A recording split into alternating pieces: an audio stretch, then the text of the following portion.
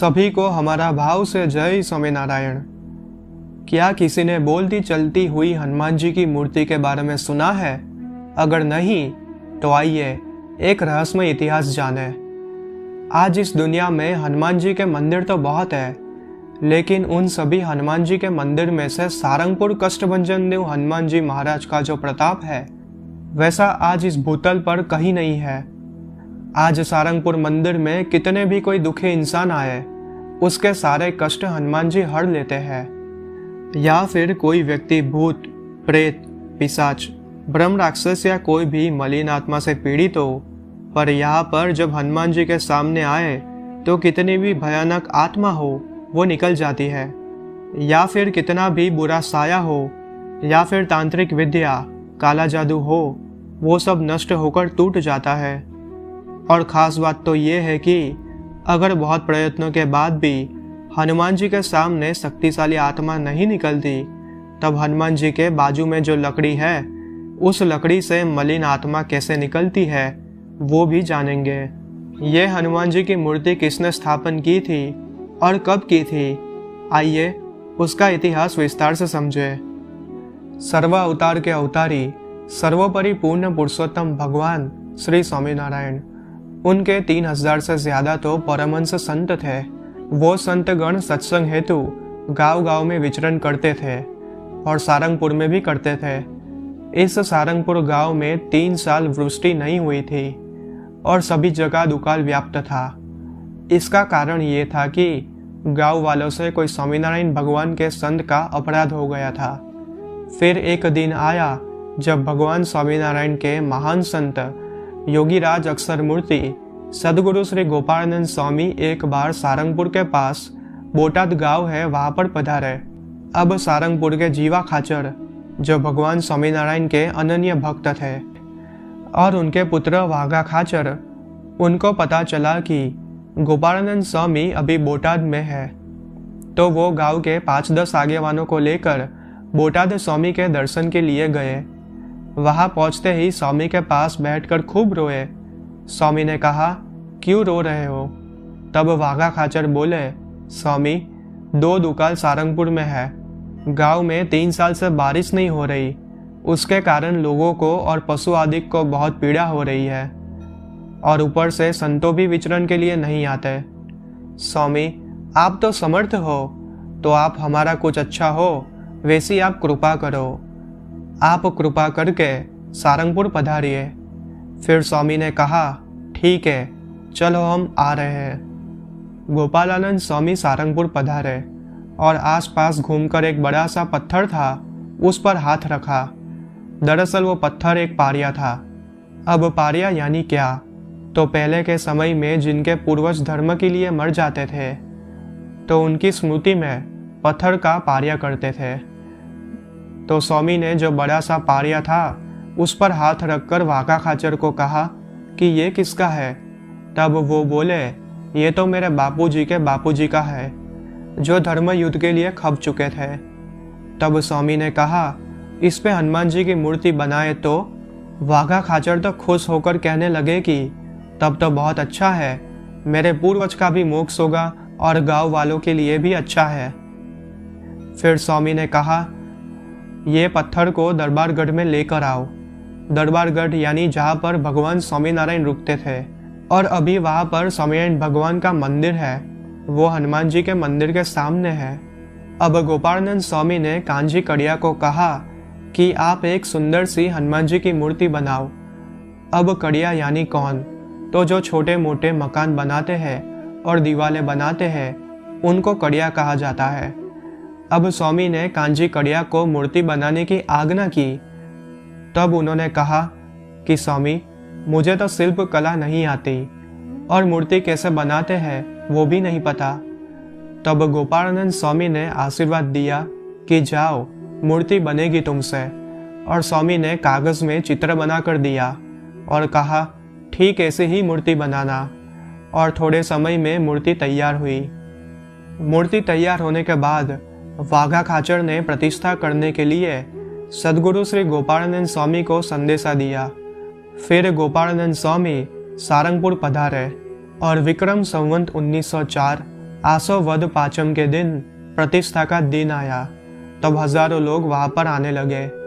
दिव्य वातावरण हो गया। श्री हरि के आश्रित पवित्र ब्राह्मणों से हनुमान जी की प्रतिष्ठा विधि करवाई। शास्त्रोक्त विधि विधान से मंत्र ब्राह्मण लोग बोलने लगे। ढोल नगारे मृतांग शंखनाद बजने लगे और अखंड नैष्ठिक ब्रह्मचर्य वाले सदगुरु श्री सुकानंद स्वामी और सदगुरु श्री गोविंदानंद स्वामी को प्रतिष्ठा की आरती करने को कहा।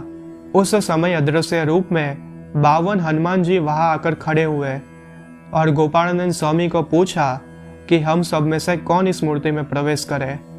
तब गोपालानंद स्वामी ने केशव जीवन दास जी स्वामी को समाधि करके अक्षरधाम में जाने को कहा और भगवान स्वामीनारायण को पूछ कर आए कि कौन से हनुमान जी को प्रवेश करवाना है। तब स्वामीनारायण भगवान ने कहा कि जिसने हमारी वन विचरण में सेवा की थी वो राम भक्त अंजनी सूत हनुमान जी इस मूर्ति में प्रवेश करे। और फिर ये बात केशव स्वामी ने समाधि में से वापस आकर कही।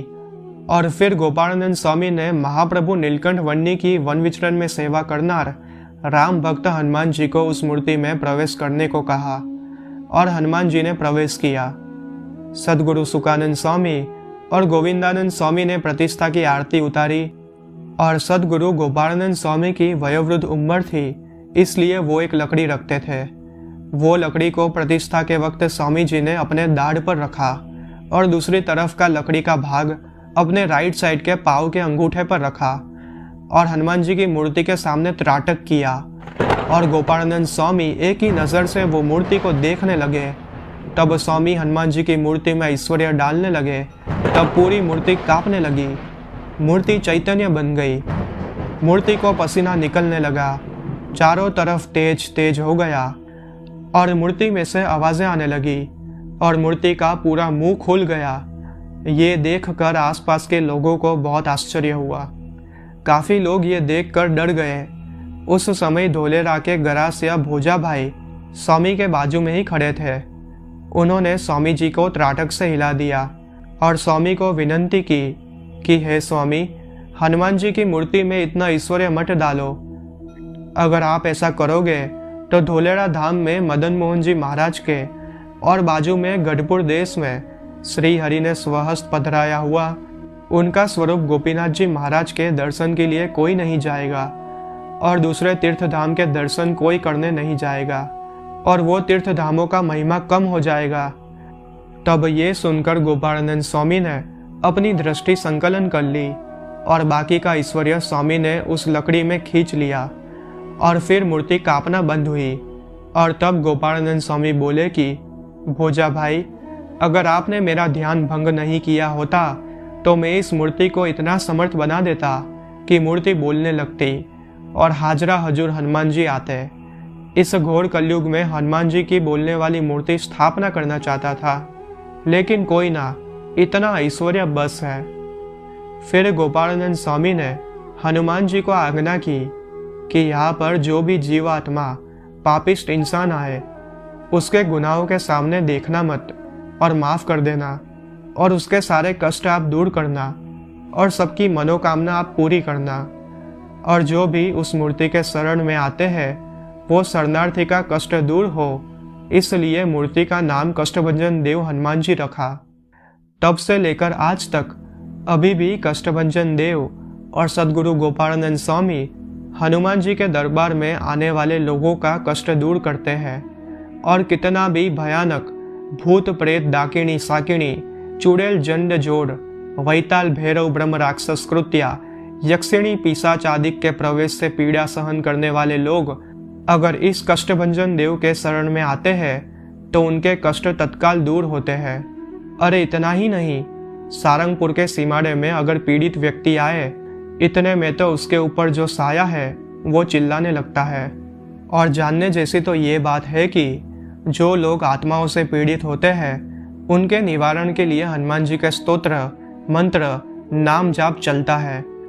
पर कुछ कारणों अगर व्यक्ति के अंदर से बलवान वेताल भैरव या मलिन देव कुछ बोल ना रहे हो या फिर उस व्यक्ति के अंदर से ना निकल रहे हो, तब स्वामीनारायण महामंत्र की धुन करने में आती है।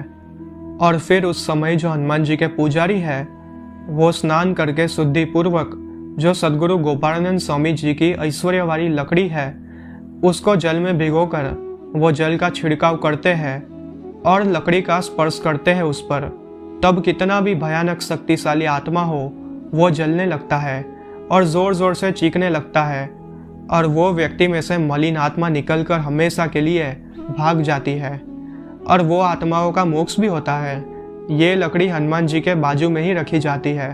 दरअसल प्रतिष्ठा के बाद गोपालानंद स्वामी ने वो लकड़ी देकर कहा था कि जब कोई भी उपद्रव दूर नहीं होता तब इस लकड़ी को भिगोकर उसका जल का छिड़काव करना, इससे वो उपद्रव दूर हो जाएगा। सारंगपुर हनुमान जी के दरबार में आने वाली आत्माएं हनुमान जी से संवाद भी करती है, वो वहाँ पे सुनने को भी मिलता है। और जो पीड़ित लोग होते हैं वो जब ठीक हो जाते हैं तब उनको स्वामीनारायण महामंत्र और हनुमान जी का मंत्र ओम नमो हनुमते भय भंजनाय सुखम कुरु फट स्वाहा, ये मंत्र का जाप करना होता है। सद्गुरु मुक्तानंद स्वामी का मारुति स्तोत्र जो उन्होंने रचा है उसका पाठ करने से पीड़ित व्यक्ति को मलिन आत्मा से मुक्ति मिलती है। आज देश विदेश से हजारों लाखों लोग इस हनुमान जी के दर्शन के लिए हर रोज आते हैं। आते वक्त दुखी होते हैं और वापस हंसते हुए जाते हैं। तो आइए अब जानते हैं ये मंदिर कहाँ पर स्थित है। ये मंदिर इंडिया में गुजरात स्टेट में बोटाद डिस्ट्रिक्ट के पास सारंगपुर में स्थित है। अहमदाबाद सिटी से 146 किलोमीटर पड़ता है। इस मंदिर में 24 घंटा गर्मा गर्म खाना मिलता है और बिल्कुल मुफ्त है और रहने की भी व्यवस्था है। ये मंदिर का संचालन वड़ताल गादी स्वामीनारायण मंदिर से संचालित है। जिंदगी में एक बार कष्टभंजन देव के दर्शन करने जरूर आना।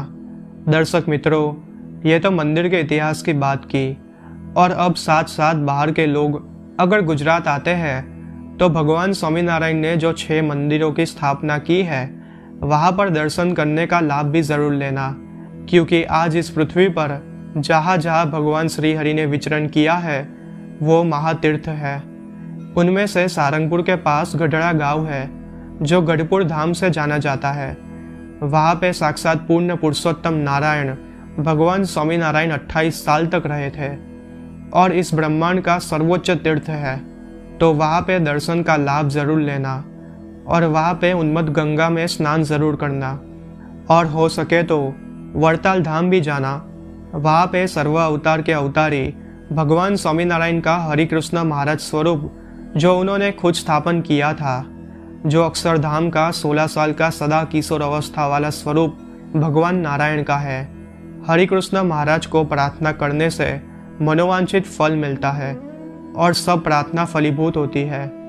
और आखिर में इतना ही कहूँगा कि सद्गुरु गोपालानंद स्वामी कौन थे, उनका ऐश्वर्य क्या था। विशेष जानना हो तो गुजराती लैंग्वेज में बहुत वीडियोस है, वो मैं वीडियो के आखिर में रख दूंगा और डिस्क्रिप्शन में वीडियो लिंक भी रखा है। और भगवान Swaminarayan the supreme personality of God head, उनके रिलेटेड वीडियोस और उनके चरित्र आपको इस चैनल पर प्राप्त होंगे। अगर ये वीडियो पसंद आया हो तो लाइक करना और सभी हनुमान भक्तों को शेयर करना ताकि उनको भी इस इतिहास के दर्शन हो। इस चैनल को सब्सक्राइब करके बेल आइकन ऑन कर लेना ताकि भविष्य में जो वीडियो रखने में आए वो आपको प्राप्त